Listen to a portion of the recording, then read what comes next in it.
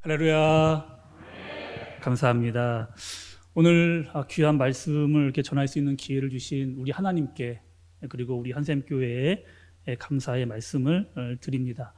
오직 하나님의 영광만, 그리고 말씀만 증거되어지는 그런 시간 되어지기를 간절히 바랍니다. 오늘 말씀은 빌립보 가이사라라고 하는 지역에서 일어난 일입니다. 보다 좀 정확히 좀 말씀을 드리면, 예수님께서 제자들과 함께 그리로 가시면서 생겨난 사건의 내용을 오늘 말씀에서 다루고 있습니다. 이 지역은요, 그 갈릴리 호수에서 북동쪽으로 한 40km 정도 떨어진 지역에 위치한 그런 지역이었습니다. 그리고 그 당시에 이 빌립보 가이사라고 하는 이 지역은 헤롯 빌립 왕이 이렇게 관할을 하고 있는 그런 지역이었는데, 로마 황제였던 가이사에게 이 빌립 왕이 그 황제에게 잘 보이기 위해서, 또 황제를 신격하기 위해서 도시 중앙에다가 어마어마하게 큰 신전을 이렇게 만들어 놓은 그런 도시였습니다. 아마 지금으로 좀 말하면 랜드마크와 같은 그런 곳이었을 겁니다. 그곳에 사는 사람들은 늘 그 신전을 보면서 살아왔을 것이고, 또 관광을 온 사람들은 반드시 그 신전을 거쳐가는 필수 코스와 같은 그런 지역이었을 겁니다.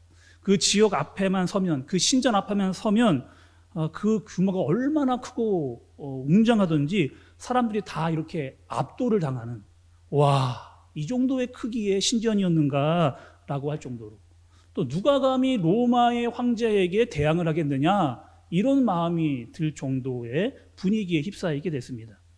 게다가 여러분 오늘 말씀해 보시면 그 가이사랴, 이 도시 이름이 가이사라라고 이름이 붙여진 것으로 봐서 이 도시는 완전히 황제에게 잘 보이기 위해 만들어진 정치적인 도시라고 하는 것을 우리가 알 수가 있습니다.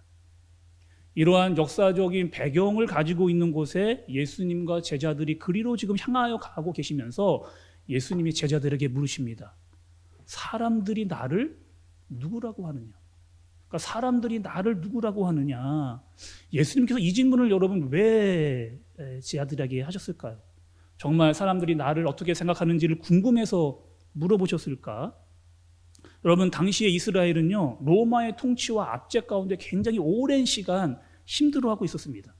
당장 그들에게 필요했던 것은 힘과 능력이 있었던 그런 지도자. 사람들은 예수님이 오늘 말씀에 등장했던 대로 이 구약에서 가장 손꼽히는 엘리야와 같은 선지자, 그래서 능력이 있어서 자신들을 이끌어줄 만한 지도자를 간절하게 바라고 있었던 그런 때입니다. 또 세례 요한과 같이 죽음을 불사하고 왕에게 할 말은 할 수 있는 그런 사람, 나라의 회복을 위해서 정치적인 발언을 소신 있게 해줄 수 있는 그런 사람을 이스라엘은 간절히 기다리고 있었는데, 예수님 마치 그런 사람이기를, 그런 분이기를 간절히 바랬던 거죠.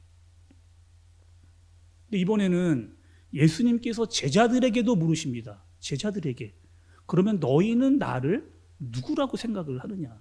이때 베드로가 아주 자신 있게 대답을 하죠. 주는 그리스도시요 살아계신 하나님의 아들이십니다. 주는 그리스도시요 살아계신 하나님의 아들이십니다 라고 그렇게 베드로가 고백을 합니다. 여기서 주는 그리스도시요라고 하는 대답의 원어는 쉬에이오 크리스토스입니다. 그러니까 쉬에이호라고 하는 것은, 이 호는요 정관사에 해당합니다. 정관사가 하는 일이 있죠. 그 다음에 오는 대상을 정확하고 또 확실하게 지정해주고 또 규정해주는 그런 역할을 이 정관사가 하게 되는데, 이 말씀을 다시 한번 풀어서 말씀을 드리면 베드로가 이렇게 고백을 한 겁니다. 주 예수 그리스도시요 당신이야말로 정말 구약에 예언되어져 있었던 그 메시아, 우리의 진정한 구원자가 맞습니다. 그리고 당신은 살아계신 하나님의 아들이십니다 라고 이렇게 베드로는 예수님께 고백을 했던 겁니다. 이 대답을 보면 베드로는 정말 예수님을 제대로 알고 있었던, 정말 진심을 다해서 온 마음을 다해 예수님께 그런 고백을 드린 겁니다. 예수님도 그런 제자, 그 베드로를 칭찬하시죠. 그리고 오늘 말씀에 보면 새로운 이름을 지어주십니다. 17절의 말씀을 보시면 원래의 이름은 바요나 시몬이었습니다. 그러니까 요한의 아들 시몬이라고 하는 이름을 가지고 있었는데 예수님께서 이제 너는 베드로라. 원어로는요 페트로스, 반석이라고 하는 의미를 가지고 있습니다. 내가 너의 그 고백 위에, 너의 그 반석 위에, 너의 그 신앙 고백 위에 내 교회를 세우겠다. 예수님께서 그렇게 말씀을 하시는 거죠. 그러니까 이 베드로 입장에서는 이 고백이 예수님께 엄청난 칭찬을 받을 만한 고백이었던 겁니다. 예수님께서 그 고백 위에 내 교회를 세우겠다라고 그렇게 말씀을 하시는 거죠. 또 여러분 오늘 말씀을 보시면 이 고백은요, 천국의 열쇠가 되는 그런 고백입니다. 이미 이 땅에 임한 하나님의 나라를 경험할 수 있게 되어지는 그런 고백이에요.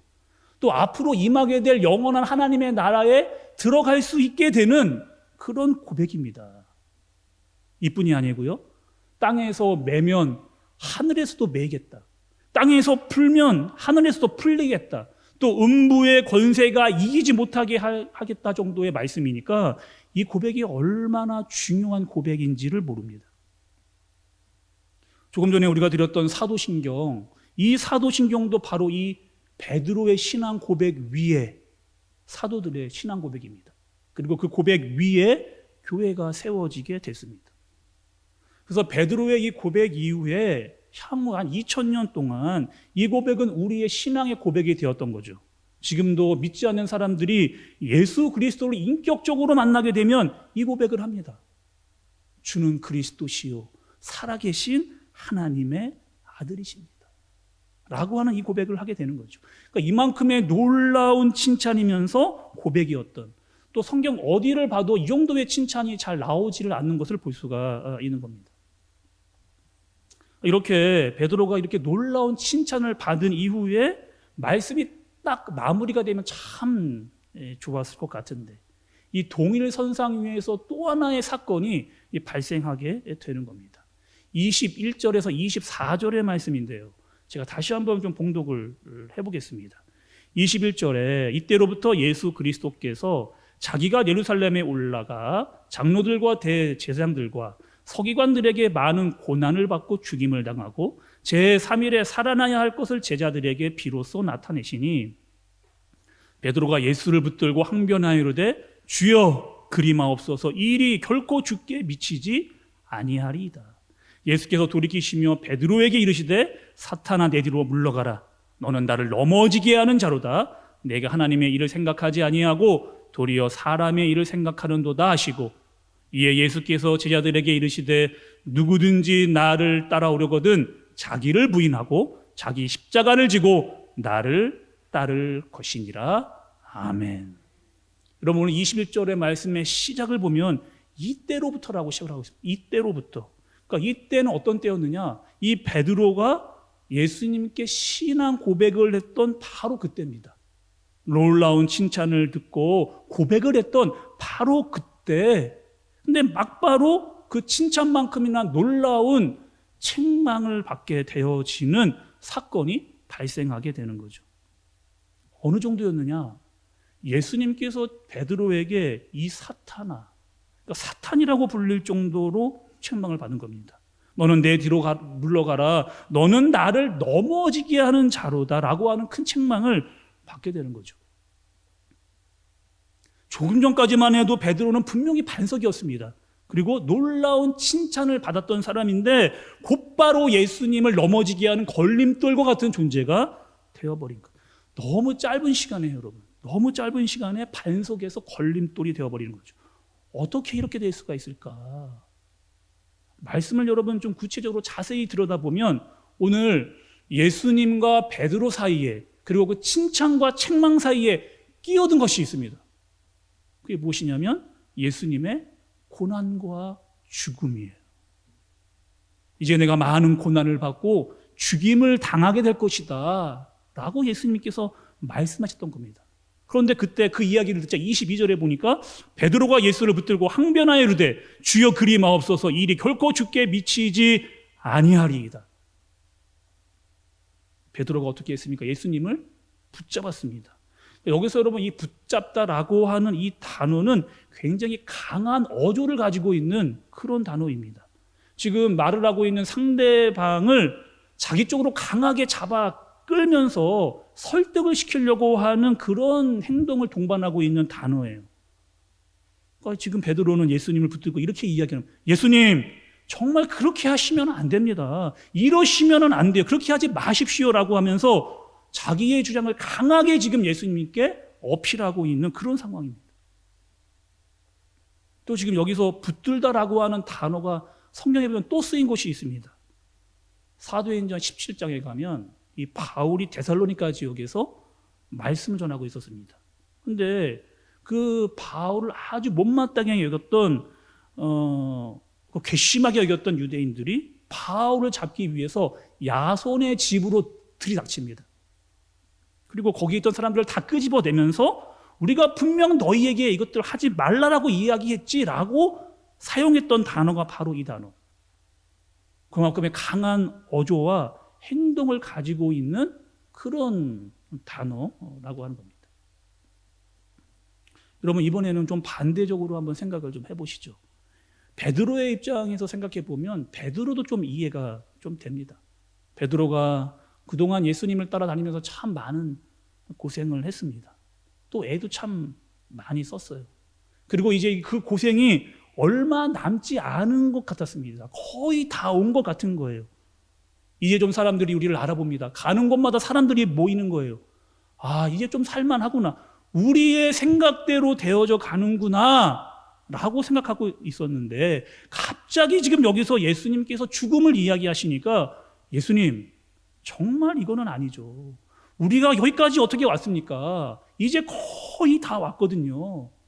저기 보이는 저 빌립보 가이사라로 가서 정치적, 종교적 이슈를 한번 제대로 만들고 우리에게 보여주셨던 그 이적과 기적 한번 제대로 보여주시면 됩니다. 큰 능력 한 번이면 됩니다. 더 많은 사람들이 우리에게 몰려들 것이고 앞으로 우리가 할 일이 더 많아질 것인데, 예수님 여기서 갑자기 죽는다고 하는 이 말이나 되는 소리입니까? 라고 하면서 자기의 주장과 의지를 강하게 예수님께 표출하고 있는 겁니다. 여러분, 베드로가 이번만 그랬느냐? 그렇지를 않죠. 예수님께서 십자가를 바로 눈앞에 두고 있었을 때 베드로는 예수님께 이렇게 다짐을 했습니다. 모두가 다 주를 버린다 할지라도 나는 결코 주님을 배반하지 않겠다라고 이야기했던 사람이 바로 베드로예요. 그리고 그때도 건성으로 한 거 아닙니다. 정말 죽을 각오를 하고 또 그 결심을 가지고 진심으로 정말 예수님을 혼자 내버려 두지 않겠다라고 베드로는 그렇게 예수님께 고백을 했습니다. 그런데 여러분, 어떻게 됐어요? 예수님께서 붙잡히시고 말할 수 없는 고난과 수치를 당하는 그 현장을 목격했을 때, 그리고 너무나 어린 그 소녀의 말 한마디, 너도 그 도당이다, 너도 그 패거리다라고 했던 그 말 한마디에 베드로는 완전히 무너져 버리고 말았습니다. 조금 전에 그렇게 기세등등했던 베드로 사라져 버린 거예요. 절대로 예수님을 배반하지 않겠다라고 했던 그 결심 없어져 버렸습니다. 또다시 베드로는 걸림돌과 같은 존재가 되고야 말아버린 거죠. 저는 짧지만 15년 정도 이렇게 교회 사역을 해오면서 깨달은 점이 하나 있습니다. 특히 이 목사라고 하는 직분으로 교회 전반적인 부분에 이렇게 참여를 하게 되죠. 팀이라든지 부서라든지 사역에 있어서 꼭 이 목사이기 때문에 선택을 해야만 하는 순간이 찾아오곤 합니다. 저는 그때 정말 교회를 향한 반석이었으면 좋겠습니다. 올바른 선택을 하고 제대로 된 길을 정말 걸어가고 싶은 그런 마음이 간절하게 듭니다. 근데 저도 사람인지라 이 칭찬과 책망 사이에서, 반석과 걸림돌 사이에서, 하나님의 일과 사람의 일 사이에서 이 갈림길 위에 서 있을 때가 있는 거죠. 그리고 오늘 이 말씀이 비단 베드로에게만 있었던 문제가 아니라 오늘 저의 문제가 될 수도 있겠다라고 하는 생각이 들 때마다 영적으로 번쩍번쩍 정신을 차리게 되는 말씀입니다. 저와 여러분이 이 땅을 살면서 가장 잘된 일은 뭘까요? 저와 여러분이 이 땅을 살면서 가장 잘된 일, 그것은 바로 우리가 예수 그리스도를 믿게 된 거예요. 하나님의 말씀을 우리가 믿게 된 겁니다. 여러분 믿으십니까? 예수 그리스도를 믿고 하나님의 말씀이 나에게 있다라고 하는 것, 그 말씀대로 살아갈 수 있다라고 하는 것이 우리에게 참 큰 축복이면서 은혜라고 하는 것이죠. 정말 아멘입니다. 근데 때로는 여러분, 우리가 주님을 따라 산다라고 하는 것, 또 그 말씀에 순종한다라고 하는 것이 쉽지가 않을 때가 있어요. 이해가 다 되지 않기 때문에 감당하기 어려울 때도 우리의 인생 가운데 반드시 찾아온다라고 하는 사실입니다. 근데 여러분, 우리가 지나왔던 시간들을 좀 되돌아보면, 우리가 살아왔던 인생을 좀 되돌아보면서 내가 정말 힘들고 어려운 일을 만났지만 그래도 그때 그 말씀을 나에게 주시고 그 말씀대로 살고 말씀대로 선택했던 것들이 다 맞았구나 라고 하는 생각을 들 때가 참 많이 하게 됩니다. 그것은 왜냐? 우리의 능력과 우리의 생명이 다 예수 그리스도를 따르는 데서부터 나왔기 때문에 그런 줄로 믿습니다. 이 말씀대로 살아왔고 말씀대로 선택했기 때문에 우리가 그 올바른 길로 걸어올 수가 있었던 거죠. 여러분, 저도 그런 것 같습니다. 정말 다양한 목회 현장에서 때로는 참 말할 수 없는 외로움과 힘듦이 있어도 그래도 그 말씀대로 붙잡고 그 말씀대로 살면서 말씀대로 선택했던 그 모든 것들이 맞았다라고 하는 것을 감히 이 자리에서 고백할 수가 있는 거죠. 계속 그렇게 살고 싶습니다. 아마 이 예배를 드리고 있는 여러분 전체 모두도 그와 같이 살고 싶으실 텐데, 그렇다면 어떻게 살 수 있을까라고 하는 이 질문에 대해서 예수님께서 친히 우리에게 대답을 해주고 계십니다. 누구든지 나를 따라오려거든 자기를 부인하고 자기 십자가를 지고 따를 것이니라. 자기를 부인하랍니다. 자기 십자가를 지랍니다. 이게 별개의 말씀 같지만 지금 같은 맥락 안에서 같은 의미를 가지고 있는 거예요. 자기를 부인해야만 십자가를 질 수 있다라고 하는 말씀을 우리에게 알려주시는 겁니다. 너무나 중요한 말씀이고 우리가 너무나 잘 알고 있는 말씀인데 이 말씀처럼 사는 것이 그리 쉽지가 않은 거예요. 여러분, 우리는 십자가에 잘 알고 있습니다. 십자가에 대해서 말씀을 읽었고 십자가에 대한 말씀을 들었습니다. 그리고 우리 찬양도 많이 불러요. 십자가 십자가라고 하면서 찬양도 많이 부릅니다. 우리가 십자가를 진다라고 하는 것은 내가 힘들고 어려운 일을 만났을 때 내가 조금 손해보는 쪽으로 선택을 하면 이것이 십자가를 진다라고 생각하기 쉬운데, 물론 틀린 말은 아닙니다.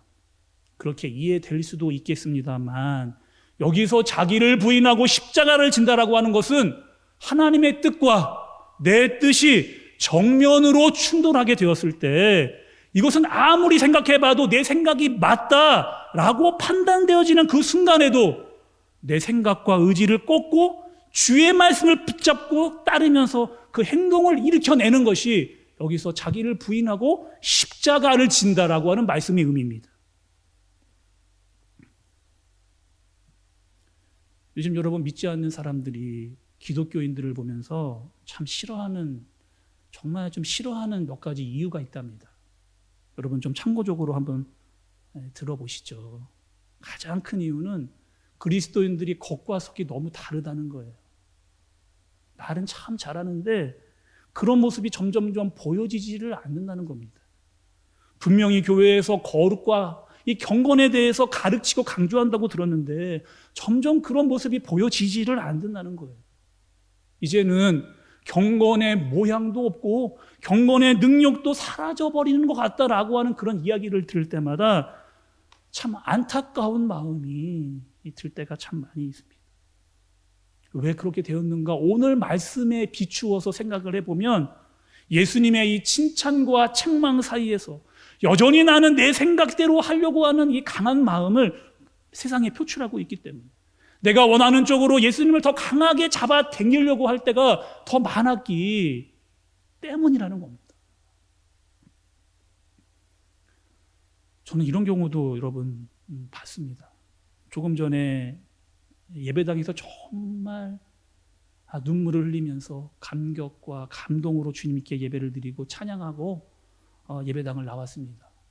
탁 나왔는데 주차장에 정말 예의 없이 세워놓은 차들이 막 앞뒤 옆으로 다 있는 것을 보고 1차적으로 이렇게 마음이 상했던 거죠. 그리고 차마다 이 연락처를 찾으려고 보니까 연락처가 없습니다. 급한 마음에 교회 사무실로 달려가서 여차여차 아마 전화번호를 알아내서 수차례 전화를 해도 전화를 받지가 않습니다. 이게 이제 코로나 전이었다 보니 이 주일에 뭐 교사로 또 성가대로 식당 봉사로 미처 받으실 수 없는 그런 상황이었던 것인데 이 상황을 잘 알지 못했던 분이다 보니 내 안에 잘못된 생각들이 막 이렇게 솟구쳐 올라오는 거예요. 아니 조금 전까지만 해도 정말 충만한 은혜를 예배 가운데 하나님을 통해 받았는데 진심으로 예배를 드렸는데 갑자기 올라오는 이 마음의 문제 때문에 조금 전에 드렸던 예배의 감격과 감동은 다 사라져버린 채 화가 솟구쳐 올라오게 됩니다. 급기야는 큰 소리가 나고야마는 그것도 교회에서 예배를 드리고 나온 직후에 성도들끼리 참 마음이 아픈 그런 상황인 거죠. 우리가 잘 알고 있는 여러분 사도 바울, 그는 원래 사울이었습니다. 그리고 오늘 말씀을 보면 철저히 자기를 부인하라고 말씀하셨는데 이 사울은 철저히 예수님을 부인했던 그런 사람입니다. 그러니까 성경적으로 보면 이 사울이야말로 정말 책망받아 마땅한 그런 사람이죠. 한 손에는 율법을, 한 손에는 이 바리새라고 하는 직분을 꽉 쥐고 살았던 그런 사람입니다. 스데반 집사가 돌에 맞아 죽어가는데, 아니 여러분 지금 사람이 돌에 맞아 죽어가는데 자기의 의를 굽히지 않겠다라고 그걸 서서 보고 있었던 사람이 바로 사울입니다. 그리고 교회와 그리스도인들을 잔멸하려고 달려가던 중에 예수 그리스도를 만나고 그의 인생이 완전히 달라지게 되는 거죠. 그리고 고린도전서 15장에 가보면 바울이 이러한 고백을 합니다. 나는 날마다 죽노라. 나는 날마다 죽는다는 거예요. 여기서 이 죽는다고 하는 이 자체가 바로 자기 부인입니다. 나는 날마다 나의 죄성에 대해서, 나의 주장과 내 고집에 대해서, 내 이 잘못된 감정에 대해서 나는 날마다 죽는다는 거예요. 그러나 매일매일 주 예수 그리스도와 다시 살아나서 내게 맡겨진 그 사명과 십자가를 지고 끝까지 달려가겠습니다라고 날마다 살아나며 고백했던 사람이 바로 이 사도 바울입니다. 여러분 오늘 말씀을 통해서 여러 가지 상황들이 우리에게 주어졌습니다. 근데 이 상황들은 다 다른 상황이 아닙니다. 말씀적으로 이것들을 하나하나 구체적으로 다 살펴보면 이것들은 다 한 곳으로 모이게 되어 있는데 그것은 바로 믿음입니다. 베드로는 예수님께 고백을 했습니다. 그냥 한 것 아니고요. 믿음으로 했습니다. 그리고 그 믿음으로 예수님을 기쁘시게 한 거죠. 그리고 칭찬을 받았습니다. 그런데 그 사이에 이 죽음과 고난이 들어오니까 이 베드로의 믿음이 약해진 겁니다. 사탄이 여러분 이 기회를 놓칠 리가 없죠. 바로 그 마음을 타고 들어와서 자기 주장을 하게 만들고 이 저주에 가까운 책망을 받게 만들어버리는 상황을 만들어버렸습니다. 사도 바울 날마다 자기의 죄에 대해 죽고 예수 그리스도와 다시 살아났던 이 바울, 여러분 어떻게 이게 가능할 것인가? 이것은 여러분 오직 믿음으로 말미암아 죽고 예수 그리스도와 날마다 다시 살아난 것이죠. 그래서 사도 바울은 로마서에서 오직 의인은 믿음으로 말미암아 살리라. 오직 의인은 믿음으로 말미암아 살리라. 라고 그렇게 선포할 수가 있었던 겁니다. 이 시간 말씀을 듣고 계시는 우리 한샘교회 성도 여러분, 오늘 이 예배 시간에 예수님께서 우리에게 친히 물으십니다. 너희는 나를 누구라고 하느냐? 너희는 나를 누구라고 하느냐? 우리는 이 예배 시간을 마치고 이제 나아가면 빌립보 가이사랴와 같은 그런 세상으로 나가야 됩니다. 그곳은 자기의 우상들을 쌓아 올리는 곳이에요. 세상에 난리와 난리의 소문이 가득한 곳입니다.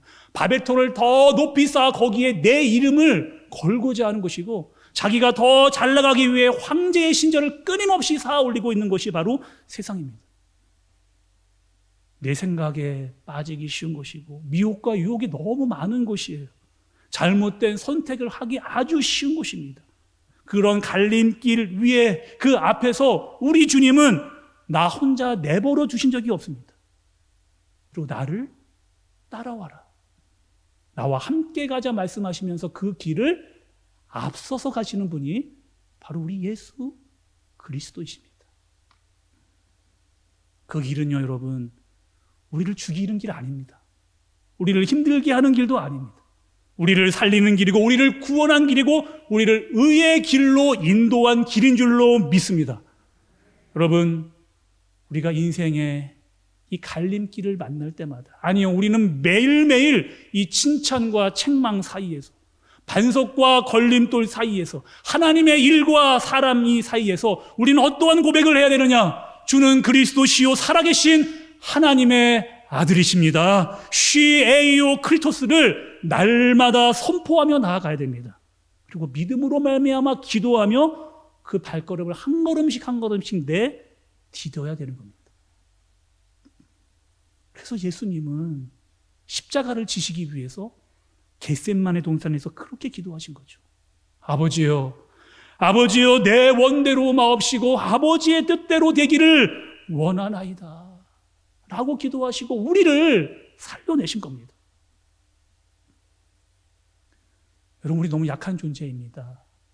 그리고 부족해요. 실수하는 건 맞습니다. 그래서 겟셋마네 동산에서 예수님과 함께 기도하다가 제자들과 같이 자고 있고 또 졸고 있는 그런 모습 우리가 자주 보이는 거죠. 근데 그 모습마저도 주님께서 다 아셨습니다. 그리고 그들을 깨워 그 길을 먼저 앞서서 가시는 겁니다. 여러분, 결국 이 제자들은 어떻게 됐나요? 그냥 시시하게 그냥 끝나지 않았습니다.